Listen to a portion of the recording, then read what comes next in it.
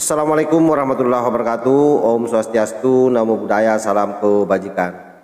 Akhirnya apa yang lama kita tunggu muncul juga, di mana Ketua Robita Alawiyah yaitu Bun Taufik melakukan bantahan terhadap apa yang disampaikan oleh Kiai Imad atas penelitiannya terkait soal nasab Pak Alawi yang dinilai terputus beberapa abad lamanya.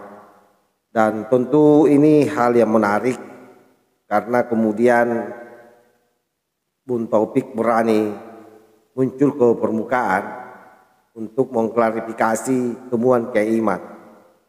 Sekalipun sebenarnya kalau kita dengar daripada apa yang disampaikan oleh Bun Taufik, itu juga tidak menjawab keraguan daripada seluruh umat terhadap kesahihan nasab Alawi ya. Karena biar bagaimanapun juga selama kitab yang dibacakan itu betul-betul bukan kitab nasab yang apple to apple dengan apa yang disampaikan oleh Kiai Imad, maka pasti tidak akan ada yang percaya. Nanti kita akan dengar seperti apa beliau mengklarifikasi pernyataan receh dari Ketua Robita Alawiyah.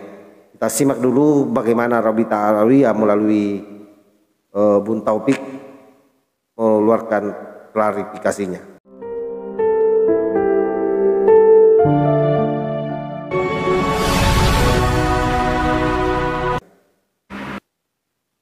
من الخمسة المذكورين في بيت القصيدة هذه فهو الإمام البارع والبدر الساطع ذو التواضع الحقيقي والسر المصطفوي والسمت النبوي السيد عبيد الله بن أحمد بن عيسى.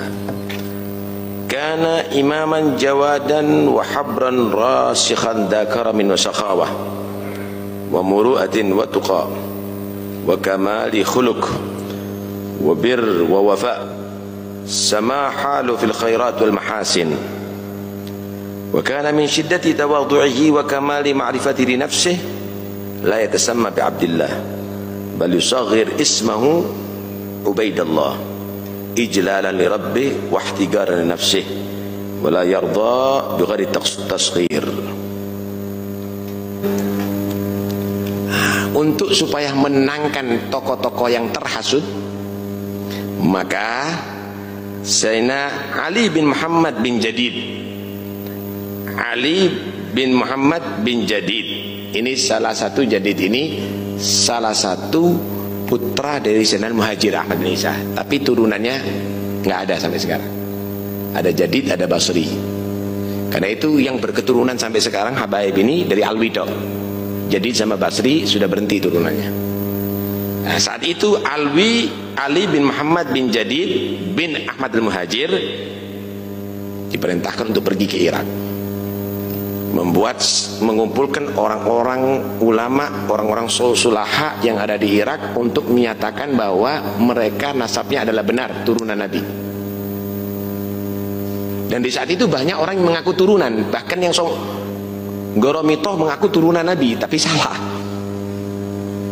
Kemudian waktu haji, ulama yang di Hadramut waktu itu haji, yang dia tadi itu karena mendapatkan fitnah hasutan tadi itu dikumpulkan juga, ditemukan dengan ulama Irak, dan akhirnya sepakat bahwa memang mereka turunan Nabi SAW. Jadi gejolak itu ada saat itu, tapi akhirnya terselesaikan di zamannya Sayyid Alawi bin Ubaidillah bin Ahmad al. Dan gejolak hari ini tidak bisa selesai. Kenapa? Karena orang tidak percaya dengan dongeng-dongeng seperti ini. Kalau toh pada akhirnya memang ada pertemuan waktu itu yang dibuat oleh mereka di Irak ataupun di Mekah, sebagaimana yang diantarkan oleh Bun Taufik, mana bukti catatannya? Terusnya ada catatan yang memuat soal itu, terutama di dalam kitab-kitab.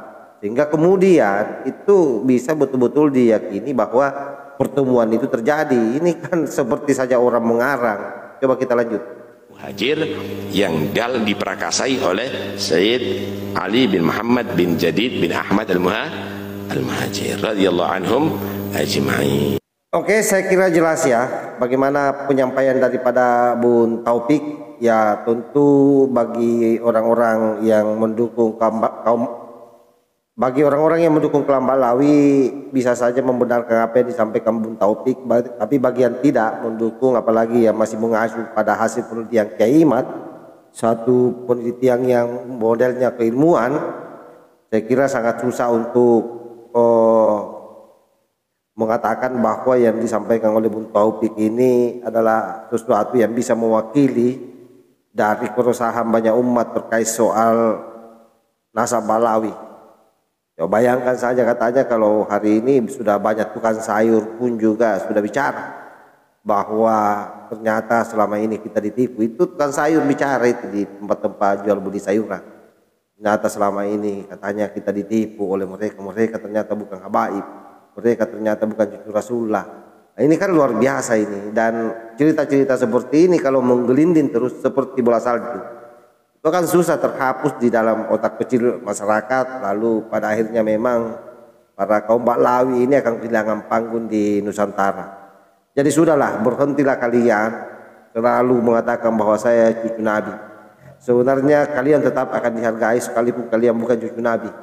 Yang penting selama kalian beradab, selama kalian memiliki memang kepedulian terhadap bangsa ini, tidak mengedepankan kepentingan individu, tidak mengedepankan kepentingan kelompok kalian, maka yakini kalian tetap akan dihargai di bangsa ini. Coba lihat Abah Lutfi, bagaimana Abah Lutfi sampai hari ini.